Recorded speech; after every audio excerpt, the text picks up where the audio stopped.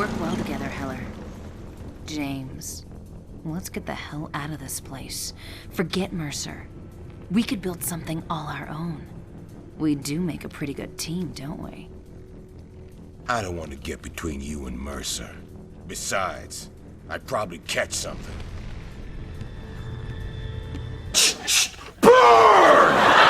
You know what it is, you know what's good. We're doing Prototype 2 today, baby. You guys all asked for it in the comments of my Prototype 1 video, and so here I am to pleasure you real good, to give you the real nice good.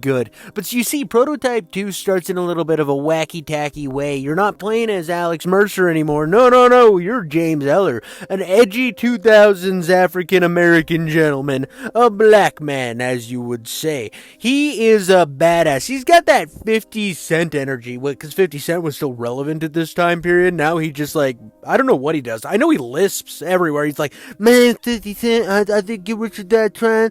You know, he doesn't really do anything other than sit in Eminem's shadow. And then you got, like, he's got, like, that Ice Cube exhibit, all that shit rolled into one. He is the encompassment of the cool, black man from the 2000s, and I love it. He's got edge, he's got grit, and the whole game starts off, and you're in this, like, super tactical killer group, and you'll find out that James Heller's kid was killed by Alex Mercer, or was he? Because right here, right as it starts, Alex Mercer shows up within like a smash clash of like victory. He's like, yeah, I'm a badass. I know that I was kind of being a dick at the end of the last game, and that continues. You know, Alex Mercer is a dick in this game too. He was a dick in the last game. I didn't mention that in my video because like the story in the last Prototype game wasn't that great. It was like, oh, infection, oh, we forgot his memory, oh, he's an asshole, his sister thinks that he might kill her, and that's like kind of goes into this game. So I like that they sowed those ideas, and they took the complaints I had personally with the first game, and right away in this game they start amplifying, showing that, hey, we heard ya,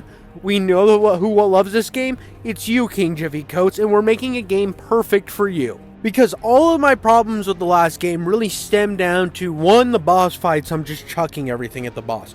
Two, the story wasn't good at all. It just kind of like happened. I mean, there was story to be had there, but it was generic and never felt that great. The thing that pushed the last game forward was its gameplay.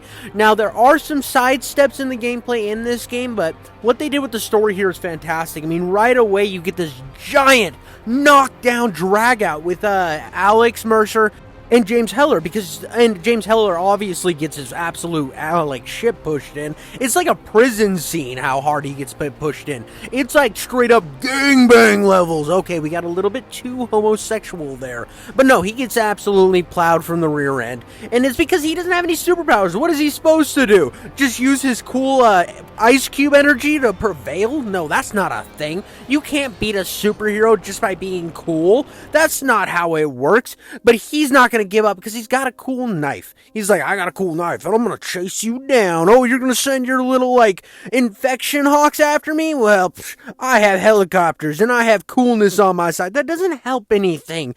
God damn it. Come on, Heller. Get your shit out of your ass and clean it up. Let's get this together. I mean, you need to be slapping clit. Instead, Alex Mercer's out here slapping clit. Look how much clit he just slapped out of that helicopter. It's spiraling out of control. It's a cum tornado. And it's all because you aren't powerful yet. And so this whole opening section, though, really kind of encompasses how powerful Alex Mercer is. If you didn't already play the first game and already know that he's pretty much a god, you kind of figure it out real quick in this one. You figure out real quick that James Heller is no match. And when you first see this Titan thing, I was like, whoa, that wasn't in the last game, because that's like something that this game kind of, one of the things that this game kind of steps back on, is it doesn't have the giant, monumental bosses. It does have these gargantuans or BBC monsters, whatever they're called, I don't know, but it has those, but it doesn't really have like the, I don't know, like the giant vagina tentacle monster like the last game had.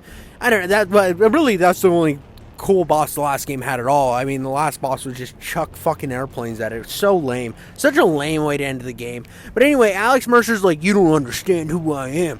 I'm edgy and I listen to Green Day and Five Finger Death Punch. And I'm gonna stab you and give you all my infection. I'm gonna give you all my herpes. All my herpesiphiles. You're getting it right into your abdomen.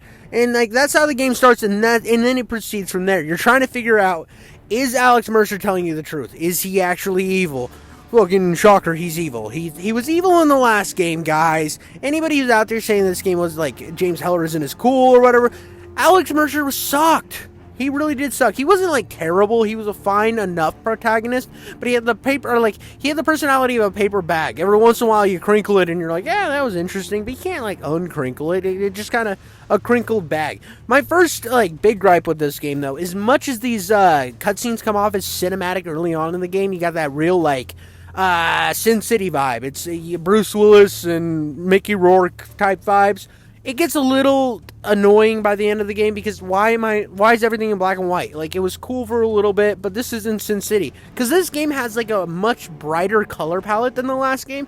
So to go from like this real darky, edgy color palette that the last game did to a real bright color palette in the gameplay, I didn't think it flowed that well. I mean, it's not bad by any means, and it works as an effective weapon to push the story. I just think that I would have gotten a little more out of it if it would have, like, brightened up these a little more. Maybe added in a little more red and stuff on some other characters. Instead, it loses that shell shading style that Sin City was going for, and just comes off a little bit flat. A little bit, I don't know. It was a little flat to me, the way the cutscenes played out. They seemed grainy and too black and white. I wish they would have gone with a little more color, or at least really pushed in that Sin City effect. I want to see that shit like nipple-piercing hard cool. Because like when you see these monsters that were kind of gray and just a little bit red, in this game they're full red. Like look at the detail they put into the arms of this monster. And I have to say that this is where I learned that the game's much more fun this time around. You feel like you are effective against these creatures much more than you were in the last game. I mean, the last game you weren't badly effective, but I feel like you never really got the chance to shine. And then when you do finally start to be able to handle these monsters, they just start throwing you an obscene amount of them, and then they throw you just another one that's slightly more powerful. In this game, instead of just doing a slightly more powerful enemy of the same enemy design, like it's slightly bigger, they actually amplify the enemy design in this game. And the one thing that kind of upset me about this whole thing is this game isn't as big of an experience as the last one. I think this game took me a little bit less time to play. I might be wrong on that because, like I said, the story really pushed me forward in this whole experience. I was so intrigued to find out what happened to my wife and daughter, because supposedly Alex didn't kill him. Was it Blackwatch? Was it Alex? I'm going down this rabbit hole and I'm using like the intestines of people to feed my memory, while at the exact same time Alex Mercer's trying to like pull me around like I'm a puppet on a string. But I don't play that shit, motherfucker. I'm better than that. I am not a puppet on a string. And I love that this character kind of emphasizes that. It really like pushes it forward that you're not a puppet, that you're here, you're your own person, you differentiate, because that's something that they could have done. They could have made Alex Mercer the bad guy like they did in this game, and then had a very similar character to Alex Mercer, but I like that they made the differentiate between the two. One's got a lot of edge, one's very soft-spoken and boring and like cardboard. And actually, Alex got a lot more interesting in this game, because his most interesting moments in the last game is when he was kind of going evil, when he looked at his sister and he was like, I am everyone I consume is me, I am all that is powerful. I'm like, oh, bro's losing it. Bro needs to get a blowjob and just calm the fuck down. And it's he's getting a little too edgy for me. And those are the only moments in the last game where I actually felt that Alex was more than just this vehicle to push forward the gameplay.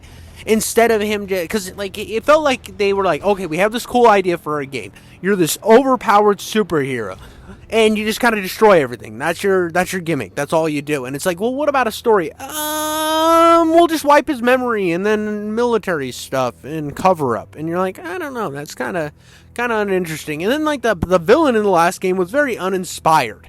Very uninspired. But let's get to the powers of this game. I feel like this game really made your power system a lot better. I feel like they handled the powers much better than the last game because of the fact that you have like a wheel that you can assign a different power to a different button. Like let's say you're using like the push out smudge budge button, the splooge attack. I don't know what it's called, but you like throw shit out of your hand. The splooge attack, you're like, I want that to be Y, and then you're like, oh, I want the claws to be X. And that way it frees up your bumper so that you can use it for the block attack, and they kind of removed the superhero armor from this game, from the last game, and I'm kind of glad they did that. At first I was like, oh, I'm not going to get the cool superhero armor like I did in the last game, but I felt like that made the whole shield mechanic completely invaluable. Once the game lets you unlock the shield and the armor, you just kind of buy the armor. Why wouldn't you buy the armor? So this game really wants you to utilize the mechanics of the shield. It wants you to use it so you can parry, so you can utilize the combat, because this game wants you up in their face. It wants you to use the combat system they built. The last game, I felt like, made this great combat system and had all these cool mechanics, and it never lets you utilize them. It let you utilize them in like the smaller enemies and like some of the charging enemies, but when it came to the boss fights, the game really like kneecapped you when it came to the game's actual mechanics. And this game doesn't fucking kneecap you, it jacks you off. It's like does that like quick rubby thing on a clit where they squirt, you know, it does that in this game. It wants you to fucking come, it wants you to go hard, and I appreciate that. I really do. And the only downside in like that I had in this whole game when it came to mechanics was the last game when you saw helicopters, right? You could zoom in on the helicopter, hold square or X, and you could just fly up and kick the helicopter. That's not in this game, so I felt like helicopters became a little bit more of a nightmare in this game. You don't run into as many as you did in Prototype 1, but when you do run into them, I thought that it was a downside. The good news is you can jump on helicopters and tanks and you can rip weapons off of them and use them against each other instead of having to steal the entire vehicle, which I really did appreciate, because I didn't want to be in a vehicle all the time. It felt like I was limiting my fun. Wow, I just went like full Spurg moment there for a second, just like throwing up on myself, just anyways, yeah, it feels like this game really wanted you to utilize your powers, really keep moving, keep having fun. And I mean, even when you're doing like the dodging and the moving over top of people, it never feels like it's trying to rip off Arkham or trying to be that stupid freeform combat that I absolutely hate. One thing I can look at Insomniac right now, if I were to walk up to the leader of Insomniac and say two things, I want two things. One, Mary Jane sucks fucking wiener. Actually, I doubt she does, because she's a strong woman. She doesn't suck no penis. I'm just kidding, because like Mary Jane sucks and she's like the most annoying character in those Spider-Man games. Two, this is how you do combat. This is how you do combat in a fucking superhero game. Right here, this shit was fun. Being able to pick things up, utilize them against your enemies, fucking run around, really use all of your superhero powers, and you still are free to like bounce around and dodge and feel like free, like you're moving around like you should as a superhero, but it doesn't make you feel like you're unpowered. You really feel like you are this super powered like monstrosity of a hero to fight. You're this real powerful force, and the game lets you be that powerful force without like jeopardizing the whole experience. And I have such a hard time dealing with these goddamn like Spider-Man stands in today's day and date, because I feel like the old Activision games really got that and the new Insomniac games don't get it. So when I'm playing as Spider-Man, I never feel as like this super like powerful player. I feel like Batman with web. I feel like Batman who just won't stop shooting his shot everywhere. It's like, it's kind of lame. Why am I relying on gadgets so much when I can pick up a car? Oh wait, you can't pick up a car in Spider-Man. But what? Okay, actually, there's something in this game I have to say. You can't throw buses like you could in the last game. I'm just remembering that now. So 3 things that the last game did better than this game. And this game does like 8 million things better. So I don't think it's that much of a... If you're going to like compare the two, I really think Prototype 2 really does take everything in stride with the first game and says, okay, what did we do wrong? Well, the boss fights boil down to just punching, right? Well, or just throwing things. Well, this game, let's let it be more close combat. Let's really try to emphasize our combat loop. Okay, well, what about our movement? What about our traversal? Well, the last game, it took us a while to grind up to get the glide. This time, we're just giving you the glide right away. We're going to lump in your skill tree so that when you upgrade speed, you're not just upgrading speed, you're upgrading your speed, your movement, your jumping, your ability to glide. Everything's like leveling up at the same time, and I appreciated that. I liked that they condensed the whole skill tree system instead of putting it on this weird purchasing system. I thought that everything they did in this game made it a lot more fun. They tried to like streamline the process. I mean, I even enjoyed doing like these weird like, I'm gonna call them Superman going through the circle fucking things where you're picking up boxes, the little races. I enjoyed these, and I hate these in games. One of my least favorite things in one of my favorite Spider-Man games was Ultimate Spider-Man, but it was the race sections, the sections where you're swinging through the giant circles, or they're not circles, but they are circles. But you're swinging through these things, and I always thought that was kind of annoying. It was always tedious. This game, the movement's so much fun that I'm willing to do that. And it's like, even with the modern Insomniac Spider-Man game, or even what was like Jet Set Radio, or I can name a million other great traversal games. What was that? Whatever that Insomniac one was, where you shoot the fucking zombies. All those games, you put them all on a table, right? I'm going to still pick up Prototype 2 because I think the movement system in this game is so much fun and so fluid, and I never had a single moment where I wasn't enjoying the traversal to the city. I felt like they'd really streamlined the process here. They were onto something gold, and it sucks that this is the last entry we got in this series because I think that they had so much more to give. I like every moment that I was fighting, I never felt like I was getting overwhelmed like I did with the last game. This game really made me feel like I was like, okay, we're just gonna keep fucking shit up. Explosions, coolness, and then every once in a while I get a cutscene, but even though I'm not the biggest fan of the black and white shit, I wanted to hear what this stupid doctor is trying to con me out of. I want to hear what the priest is trying to help me, the rabbit hole we're trying to go down. The closer I get to be finding out that, like, what's going on? Well, Alex Mercer has now let loose all of these secret sub-organizations inside of Blackwatch that are infected as well. So I'm not the only one that he gave his herpes to. He's given his herpes to fucking everyone so that he can have like secret networking through this system because he wants to make everyone like him and he wants to be the ultimate god of everyone, which is insane. And I'm like, the further I dive into this and I find out he actually did kill my wife, but my daughter's still alive. She's out there kicking somewhere and I need to find her. And that's why these cutscenes, even though I wasn't a fan of the style that they went with, I'm still watching everyone because I'm engaged to. I want to. And it all hinges on the fact that James Heller as a protagonist is an amazing fucking protagonist. He is everything that Alan wasn't. He's everything that the last game's Alex Mercer, or whatever his name is, Mercer, whatever his name is. I'm already like losing my mind on the main guy from the last game because of the fact that Heller was just so intriguing. He's Blade meets Spawn meets Spider-Man meets the Punisher in one character encompassed with a little bit of Deadpool in there. He has all of these great traits that make him uniquely his own character, and when compared to Alex Mercer, who is just like a shell. So when I'm playing through the story, and even compared to a lot of games in today's day and date with character development, I have a hard time finding a character in like a game that's in this style that I've connected with this hard, that I found like this guy has a reason to keep fighting. He finds out his daughter's alive. He finds out that that people are trying to manipulate him for their own goals, and he's not about to let that shit happen because he has a goal. He has something that he wants to fulfill. He's not here because of these stupid powers. He has them and he uses them as a tool to accomplish his goals. They don't define him. And I look at a lot of things today, like Spider-Man or even the modern God of Wars, and I think that they sacrifice a lot of the character to give these other characters, side characters, a platform because they want things to go in a new direction instead of trying to create something new.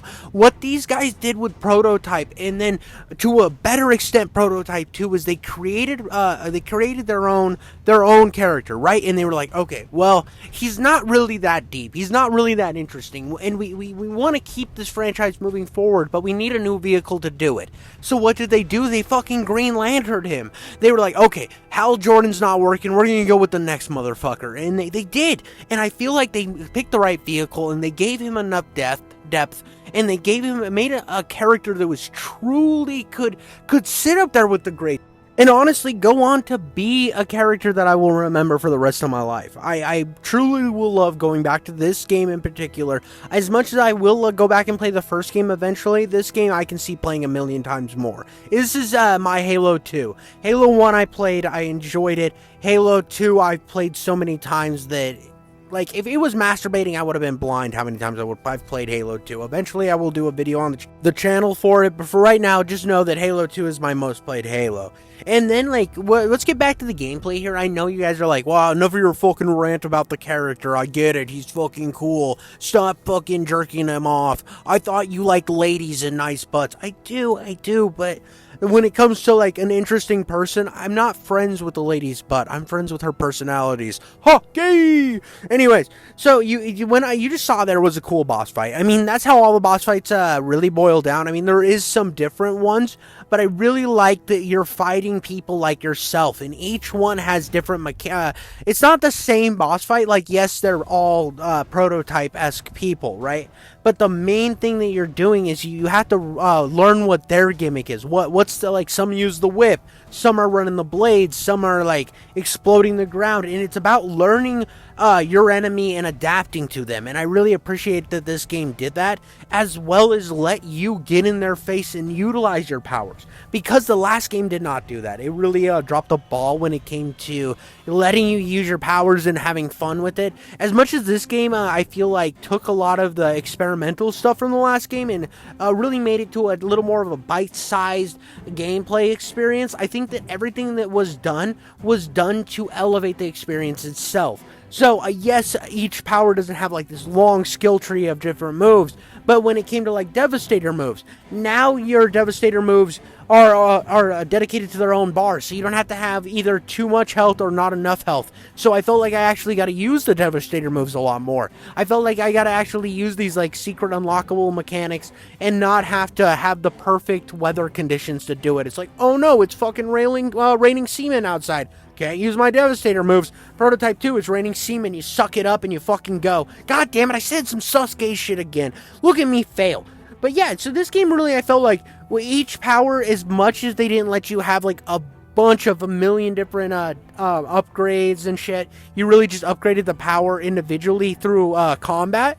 I like that better. I think that if they were to do a Prototype 3, I would like to see them do a little more experimental shit, but I'd like to see them do it by building off of the precedent they set in this game, because I feel like they made the first thing was a Model T, this is a fucking Corvette. So I really think that if the next one's a Ferrari, it's a Ferrari because they utilized the things that worked so well in this game. I know they're probably never making a prototype, but in my my heart of hearts, I think that Microsoft's sitting over there like, okay, we got Blade, but we have to pay Marvel like a cajillion billion blowjobs just to make Blade happen, and we have to, like, eat out some old grannies, and that's kind of disgusting. So we need to have our own superhero IP, and they have one now. So to see if it would be nice to see them pull this out of the woodworks, because this is better than any of the Insomniac Spider-Man games. This one game itself is better than all three of the Spider-Man games. I know I haven't played Spider-Man 2, so get off your fucking suck-off horse in the comments. Actually, you know, do your suck-off horse in the comments.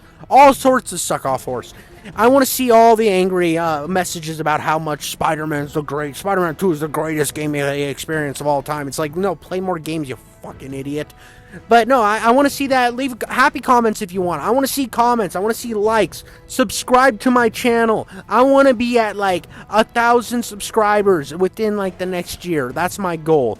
Anyways, back to the cool shit. Back to the shit that matters. The gore in this game is something I truly miss in video games. I feel like the only game in modern times that actually give me gore like this was RoboCop. And it was sad to see that RoboCop is kind of the only shining example of actual dismemberment and gore in video games anymore. Because at this time period, during this era, I felt like gore embodied this entire era of video games, and it was only getting better with the graphics. And when, instead of pushing like fucking peach fuzz rendering, and oh, look how we got motion capture now, it was like, no, look, we can tear penises off of people. Oh, she's got too floppy of vagina lips, let me cut off those flaps. It was that cool. And each time I play this game, I'm like, okay, this is cool. Look at all the gore, the blood, and the gnarly crap happening. I mean, This game, like, just look at all that blood. And, like, the game starts throwing so much cool stuff at you, and you get to see all these cool encounters. And, like, blood splashing everywhere. And you get a combo against people, and parry people with your shields. And when your shield upgrades, spikes come out of it. Like, how cool is that? Because the closer you get to Alex Mercer, the more shit he starts to throw at you, because he knows you're learning the truth. He knows that you know your daughter's alive. He's killing the priest. Yeah, I know. If you haven't watched my videos yet and you're like getting, oh, spoiler alert, shut the fuck up. Go watch somebody else. Watch my videos still. Please watch my videos. Just know I spoil every game. I do like retrospective type of content. But you're just tearing through people and being a fucking savage and learning all of the hell that's breaking loose. And eventually you even get cool ass powers like controlling your own monsters against the enemy. What? This game, like, as many of the, like, some of the mechanics you lose in this game, I feel like the new mechanics it brings and the new experiments it does bring to the table are necessary and cooler than shit. Like, you literally get to unleash your own rage enemies on people. How fucking neat is that? That's pretty neat. Exactly, motherfucker. And when I saw that I could do this to a helicopter, I could just be like, oh, that's a helicopter? Well, check out my fucking monsters. Check out my monsters. They're gonna eat you alive. They're gonna pound that pussy clean, right? I liked that. It made up for the fact that I couldn't jump kick them anymore. You can't use this mechanic all the time. It's kind of a devastator to like combat or mechanic. But I still like it, and when my Devastator bar's all the way filled up and I'm getting, like, a strike called in on me, super convenient. Then this happens. So Alex Mercer has gotten to the point that he's going to unleash his poison on the city. Instead of it being a cure, it unleashes, turns everybody into people like him and James Heller. So he sends this Gargantua, this Goliath after him, and you have to fight him. And the boss fight with this was cool because unlike the last game with the big boss fights, it really still wants you to utilize your quick moving, your up close and personal combat instead of the last game where you're just throwing stuff. So the way this works is like the monster gets his claw stuck in the ground. So you go in there and you tear up his red spot. I mean, it's a red spot attack type boss fight. It's very gimmicky, but it's a fun gimmick. I felt like, okay, so I'm tearing off this limb, and then, okay, so now he's standing on one leg, I'm gonna tear his leg out. Okay, his head's on the ground, so I'm gonna rip his fucking skull out, and then I fuck his eyes, and then tear his throat out so I can throat fuck him. Am I getting too gross? I don't care. I don't care. If you've made it this far into the video and you're like, that's too gross, leave me a comment of, Daddy, give me more. Yeah, that's right, you little bitch, I'm gonna give you more. And like I said, the coolest part of this game was, unlike the last game where you're forced to only use one power, you can use two powers at the same time. So, like when I complain about this game not having as much of a deep power system and you don't get as many deep moves with it, you get a combo moves up, so I feel like it makes up for it in the end. And I don't understand really why people hate this game compared to the first game. I think in every area it does do more and is better, but I would love to hear why. I would really love to hear why, because like at this point in the game, when I'm fighting this giant monster and just tearing holes and ripping heads off, and it's all directed at a greater cause, a greater narrative, I have trouble understanding why this game isn't loved as much as the first game. I truly don't get it. I mean, you can let me know, but I feel like this game, I felt like everything I did mattered, and it wasn't just to stop some military conspiracy, which isn't a very innovative plot line. This game, I felt like, I know that saving your daughter isn't innovative, but it's more emotionally impactful. So when I have that face-off against Alex Mercer, I felt like it was more important. Because I'm not just saving the world. I'm not just saving my daughter. I'm saving my daughter. I'm saving the world. I'm like becoming a better man, and I'm rising up above this monster brewing inside of me. And the monster I face off at the end of the game. It's just a very impactful storyline and a very impactful ending. I mean, you're fighting the main protagonist of the last game. It all boils up to this one huge point, and it's badass. I mean, this boss fight, I had an absolute gangbusters time with, because like the way this boss fight works is it's like, okay, you have this precedent in your head where you're gonna use, so maybe you're stuck to using only 2 of the powers. Well, this boss fight forces you to really utilize all the different powers, because some of them, depending on which form Alex Mercer takes, you have to find the yin to his yang, you have to find the rock to his scissors. And I thought that was cool. I thought that was really well done. And at the end of the game, when you do finally meet up with Alex's sister, because she doesn't see Alex as her brother anymore, she just wants to save the world, and you meet up with your daughter and you have that final moment where you're together, and everyone's happy, and like there's a moment where your daughter's kind of afraid of what you've become, and you go to realize it, and it's like, maybe it's time for me to leave. And this was so powerful right here. Just as it wasn't something that was like a running theme throughout the game, but it was something running through the last game where Alex was changing, and it's what led to this. And Heller was scared that he had become a monster, and his daughter runs up and gives him a hug to tell him, no, you're still my father, because you didn't let the game jeopardize you.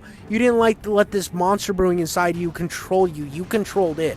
And I thought that was powerful. And as the sun sets in the game, you feel like something impactful just happened in the story. You feel like you're walking away way better than you were at the beginning. Now, I know it seems like I ragged on Prototype 1 a lot in this video. I don't think Prototype 2 would be as great as it is without Prototype 1. I think that devolving of Alex Mercer as a character and leading into him becoming the ultimate villain was perfect for this game. I feel like this game can't live without the other, and the other game can't live without this one, and be an amazing story. I feel like they accompany each other so well. This is a masterpiece of a series. I would love to see see it continue. Because as it sits right now, I think these games are both masterpieces in their own right, and I think they should always be considered that. They're 10 out of 10s. Whether you like the first one more or the second, that's your opinion. Let me know in the comments, because I love reading them, and I love seeing the support I get from you guys. I love doing this YouTube thing, and I hope you guys enjoy my content. Until next time, I hope you enjoyed the show. Deuces.